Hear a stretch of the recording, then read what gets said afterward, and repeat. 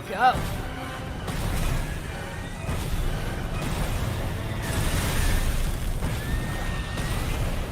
Oh! More in the bag.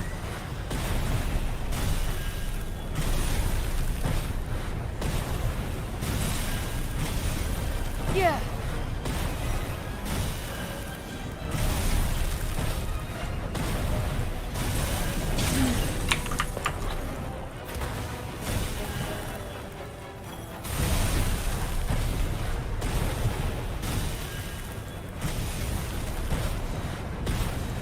Oh.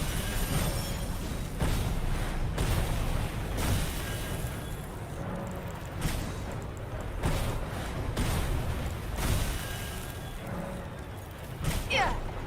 Ha.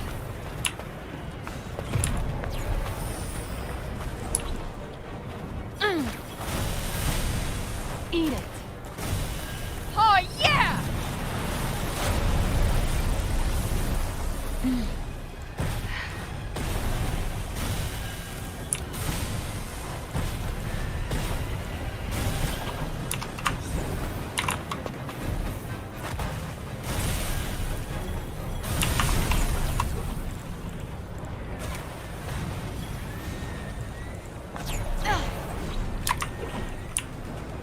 Yeah. Gotcha.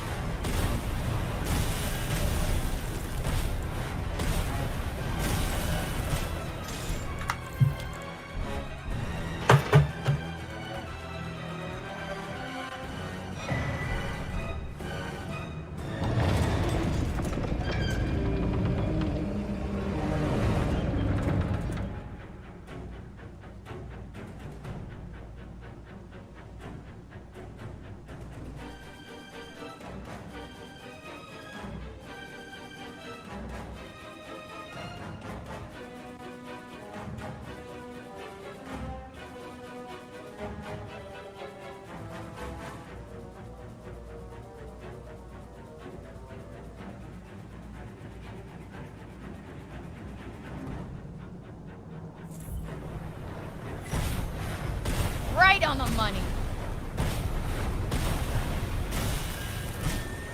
What?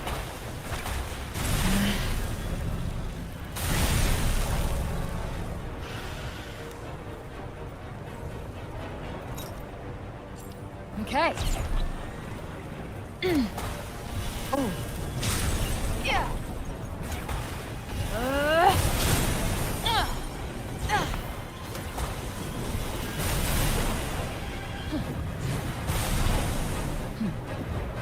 Oh.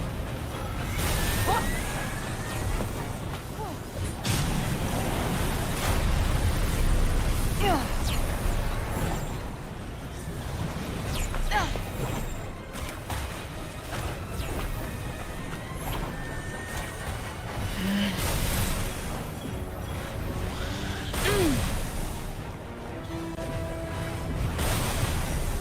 Come on.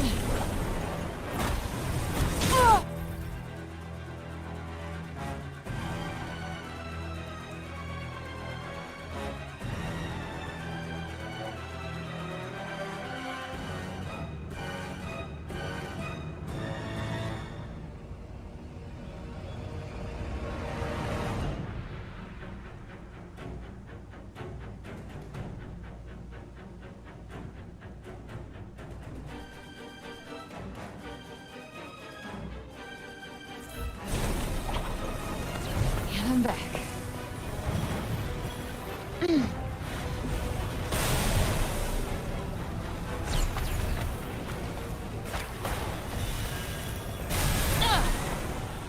Right in the sweet spot.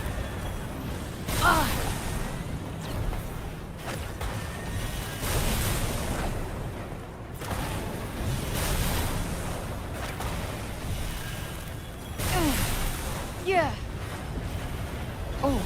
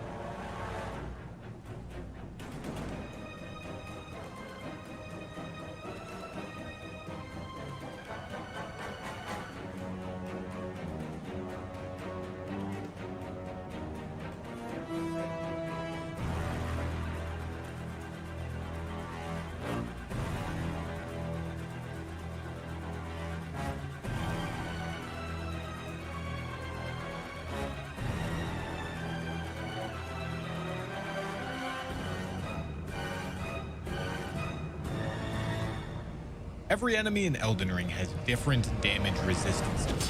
For example, Moog will negate 80% of all fire damage dealt to him, and Morgott will negate 40% of all holy damage dealt to him. I am going to beat the game while only using the damage type that each boss is most resistant to. I'm not allowed to use any status effects like Bleed, Frost, or even Black Flame because that would just bypass the whole challenge. Make sure to subscribe to the channel to not miss runs like this in the future. Thank you to Raid Shadow Legends for sponsoring today's video. They're a AAA quality RPG with over 600 champions with unique skills and hundreds of different artifacts to build out your team your way. Use my QR code or links down below to download Raid Shadow Legends on PC and mobile. Let's take a look at one of the many amazing bosses in the game, Bommel the Dreadhorn. He is a literal lava rhino looking like he's straight out of the Volcano Manor. On top of looking like an absolute demon, he really loves bombs. So, how do you beat this bomb-loving hellspawn? Well, it all revolves around avoiding buffs and debuffs. He will strip your buffs from you and turn debuffs you place onto him into bombs. Build out a lineup that has good base damage and health without needing to crutch on buffs, and you'll beat him just fine.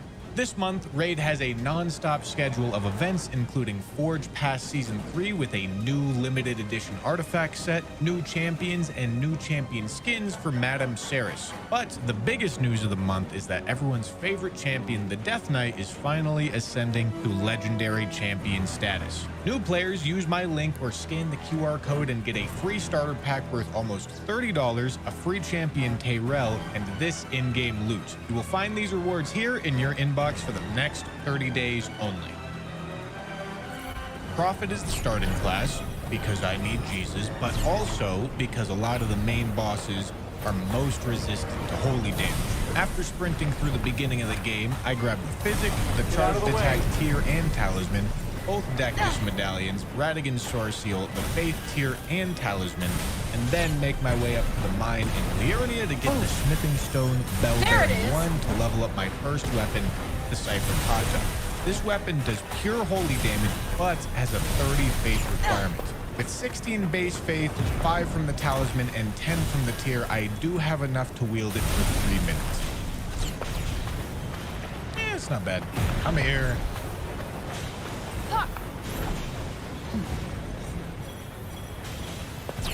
Okay, we should be good. Ah! And that's that! Oh, yeah, Butthole Bandits coming in hot, baby. Oh, fuck. Huh? What do you mean? Hey, hey, hey.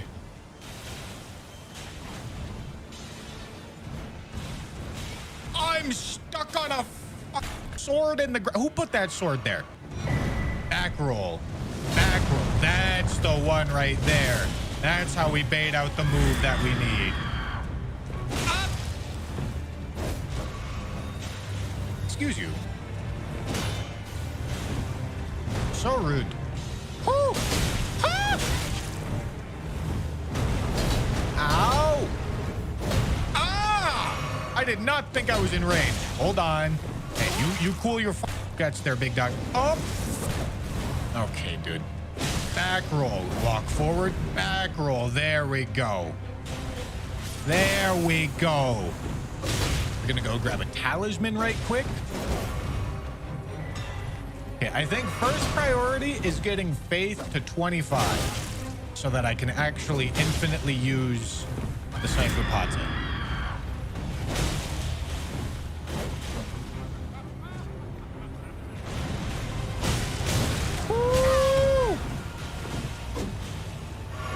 That was nice. Woo, woo, woo.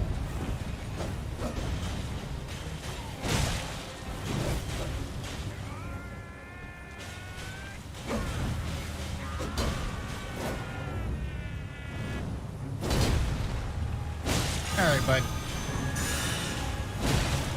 Ooh. Come on, riposte, riposte. Let's go. Let's go. That came out a little bit faster than I thought. Oh boy. Listen, it's fine, it's fine, it's fine, it's fine. No worries, no worries. Everything's fine. Everything's fine. Up.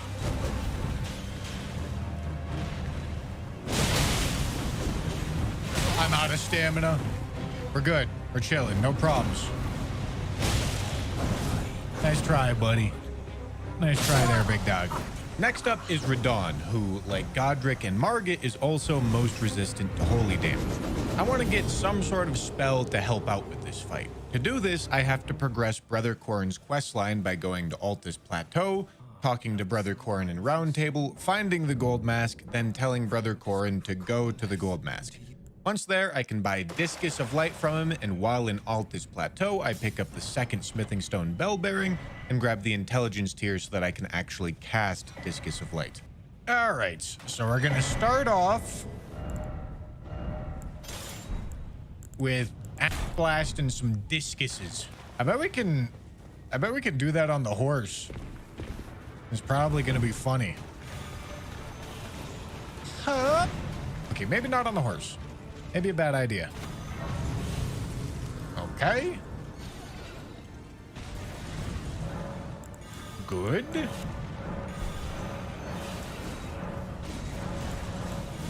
We're good. We're chilling. Whoo. Yo, where is the jump? Dude's just not jumping. There it is. Oh, the chain casting going big, bro. I didn't realize the chain casting popped off that hard. Hit him, you piece of shit. Whoop. Jump. Thank you.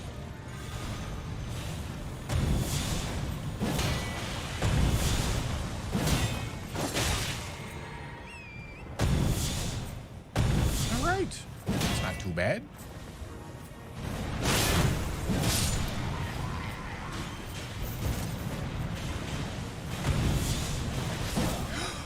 Oh!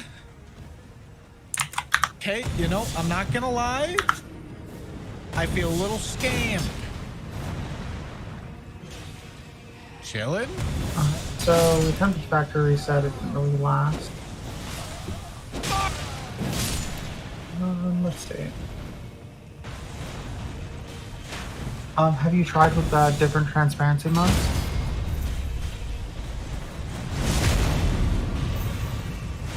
Fuck me. So the different Okay, we got lucky. like that could have noise that's canceling really and bad. things like that. You actually set up those modes.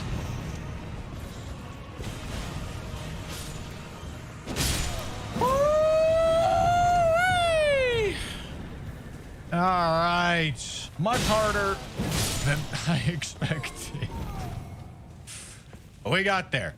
Took a while, but we got there. Now to prep for the next boss. Inside your Sentinel, he is iPhone, what does most it currently resistant to fire say damage. inside the Luckily, the Bluetooth Prophet settings? starts You out have to with click Catch on the Flame, blue which is eye. pretty much the best way to deal What pure does it fire say damage in the here? game. To make my build synergize firmware better, I versions. grabbed the third talisman pouch, the Fire Cracked tier from Kaled, and the Fire Damage Charm from Mount Gelmi.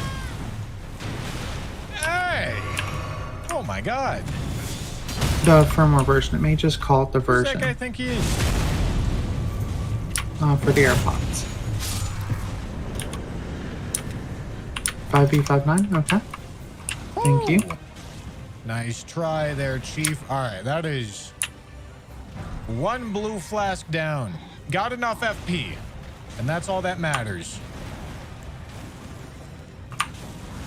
Woo! That was ambitious. I don't know why I started going for more. It's not like I would... We didn't need to go faster, dude. Oh my god. Come on. You're being a bit of a cop right now there, big dog. Just want to let you know.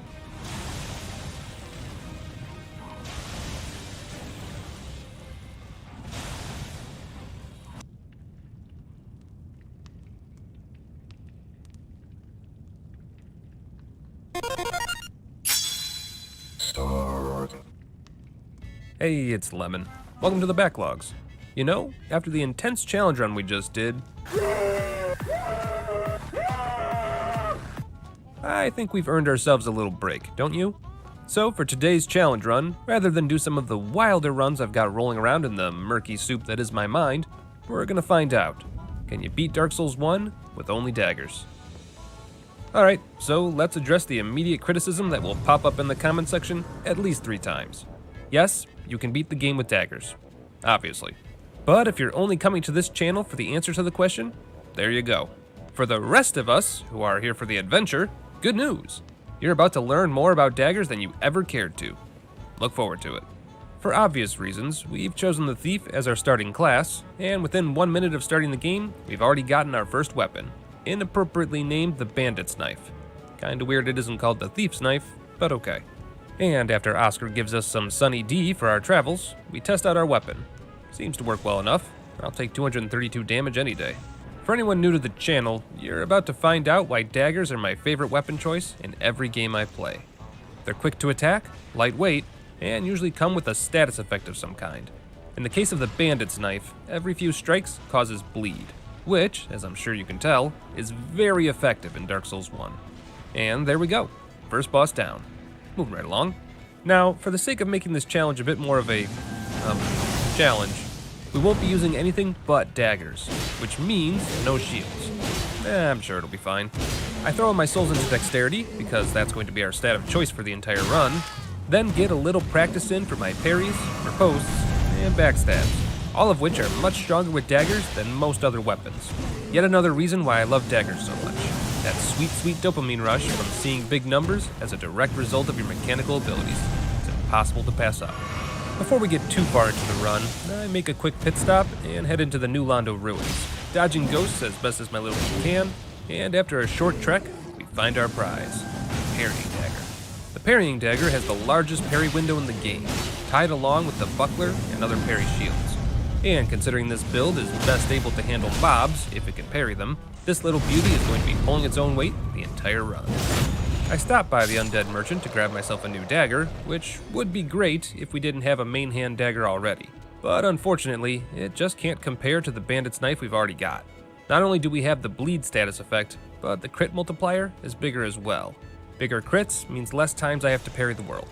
Less parries means less chances that I'll goof it and be forced to eat a greatsword without so much as a single pat of butter. But luckily for us, Dark Souls 1 is my comfort food, and parrying enemies in this game is as easy as breathing. Usually. Still get a little tense every time I try to parry Havel. But with Havel defeated, we now have access to his ring, which increases our carry weight to the extreme, and will help keep us quick rolling this entire run. And with Havel's shortcut now unlocked, we now have access to the next big push for this build, Andre, and his infinite supply of Titanite shards. And after popping a few souls to pay the man, we now have a Bandit's Knife +5, which means it's the perfect time to fight against the Taurus demon. Half a health bar with 1 attack, huh? Not bad. Not bad at all. As expected, Taurus is no challenge whatsoever, and between the decent damage my dagger already does, and the bleed procs happening alongside it, the Taurus demon goes down with ease. And after sneaking past the neighborhood watchdog, I abuse the extreme damage coming from my critical attacks, and enjoy the fact that I can, for once, kill mob enemies with relative ease. It's not a luxury I usually get with these challenge runs. Just let me soak it in. I even have enough damage when two-handing my dagger that I can kill dreglings with a single strike. It's a beautiful thing. And so, without much further ado, it's on to the gargoyles. Yeah, no, I'm not going to complain about that. Not even a little bit. And with the gargoyles defeated on the first try, we can move on. You know, it's times like these where I'm a bit torn. On one side, I'm having a great time. The bosses are easy, the weapons are doing actual damage, and I'm blowing through the game. On the other hand, though, it's too easy? Is that it? I don't know, man. It's hard to put my finger on it. It's like my brain is hardwired to expect difficulties at every turn, and when it doesn't find them, it just gets bored. I've been noticing that a lot lately, actually. I've been trying to do myself a kindness and play games I haven't had time to get around to. You know, emptying out the actual backlog a bit. But every time I do that, I get bored after a few hours of play. And it's not the fault of the game. I'm playing some excellent stuff. We're talking Hollow Knight, Last of Us 2, Project Zomboid, all great games, all of them very solid. But without a challenge run behind them, I just can't do it. I get into the meat of the game and just go, meh. But a challenge run, well, that gets my booty moving. And I can guarantee this is absolutely what's happening. Remember Grime? Excellent Metroidvania. Very interesting bosses, world, level design, the works. easily an 8 out of 10 in my book. But my first try through, I just got so bored. So many weapons I could use, so many skills, and I was bored. But then I decided to only use the parry ability, and, well, the rest is history. Blew through the game, had a great time. Let's face it, I'm broken.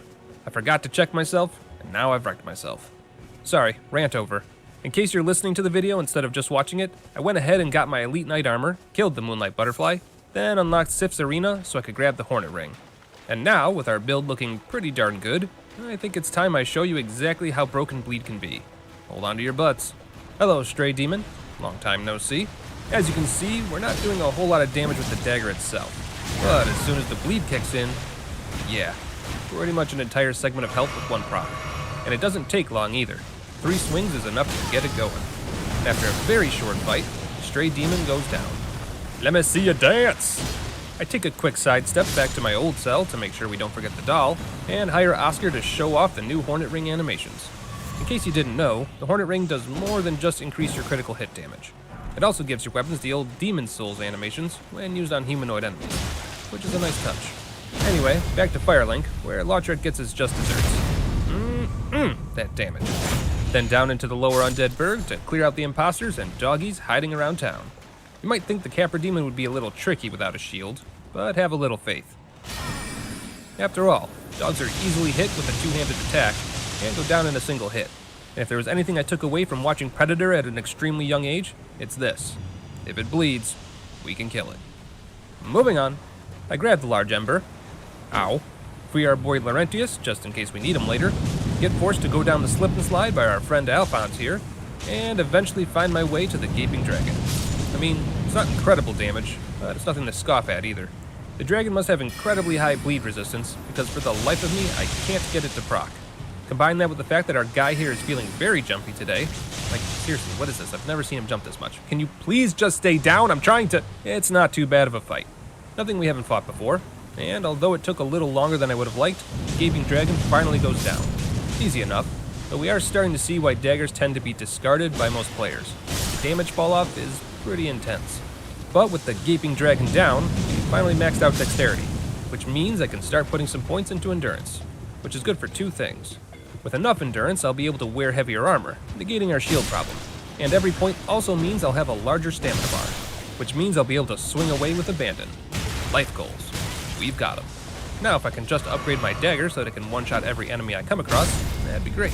We're getting there, but like I said, life goals. After killing off the sewer parasite and grabbing power within, just in case, you never know, I sprint my way past all my favorite creatures in the game so I can get to grinding. Yep, it's time for that part of the run. The point of this grind is twofold. First, we need large Titanite shards to upgrade our dagger to +10, since we have to make at least some kind of effort to keep pace with the boss health pool. And second, if possible, I'd like to get my hands on some green Titanite. Later on in the run, we'll be dealing with all sorts of skeletons, and having something that can keep them from resurrecting would be a welcome addition to the build. And with all that taken care of, it's time for our next boss. What's up, girl?